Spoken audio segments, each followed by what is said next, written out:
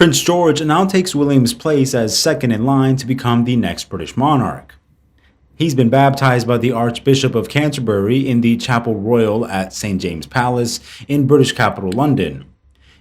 Even though William and Kate wanted a private ceremony, royal family fans, curious ones, and tourists made up crowds waiting around the entrances of the palace. In fact, Prince William and Kate Middleton may be the modern face of the monarchy, but they're not ones to revolutionize the whole institution in one go. That's why they held a mostly very traditional christening ceremony for their firstborn, Prince George, in 2013. Still, they brought in some personal touches that were more than unexpected, according to one royal author. A royal correspondent wrote in this book, the list of godparents, 7 in all, represented something of a break with tradition. Most of them were old friends of the Duke and Duchess of Cambridge, rather than being drawn from the ranks of royalty, as might have happened in the past. Only one member of the royal family made the cut, Zara Tindall, and she did not even have a title. But one of the more significant names, and certainly the most anticipated, was that of Jamie Lowther Pinkerton. By then, he had stepped down as a private secretary, but was still working one day a week as an advisor to William, Kate, and Harry. Mr. Lowther Pinkerton was one of the first few people appointed to become members of the newly created Prince Harry and Prince William's office. The 30-minute christening ceremony was billed as private, no live TV feed from inside the chapel, as was the case with William and Kate's Westminster Abbey wedding in 2011. The 3-month-old future monarch was christened with water from the River Jordan at a rare 4-generation gathering of the royal family. It's in keeping with everything that we know about William that he strives to be normal. He recognizes that he's royal and that he has obligations and responsibilities, but he wants to keep that as low-key as possible for the time being.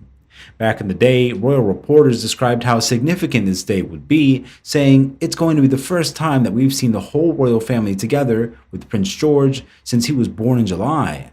It's also going to be the first time we've seen 3 direct heirs to the throne, with William, Charles, and Prince George all together.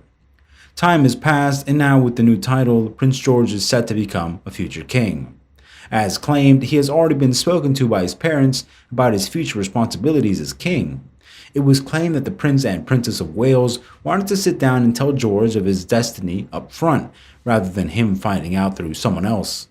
In his latest book, Battle of Brothers, the writer penned, William has not revealed to the world how and when he broke the big news to his son. The Prince and Princess of Wales have made it so clear that they only wanted their child to have a normal childhood.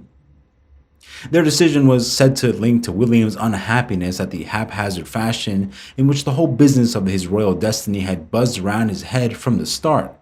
The idea of one day becoming a monarch is being introduced to him gradually. Despite the royal youngster's notably unique situation, it's said that the true enormity of what his life will one day be isn't something he's fully aware of just yet.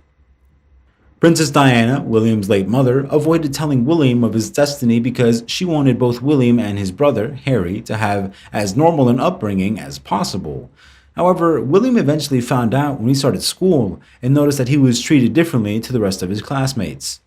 Royal biographer Andrew Morton wrote of Prince William's school life in his book, William and Catherine, Their Lives and Their Wedding, writing, "Before William attended school, he genuinely had no idea that he was any different from anyone else."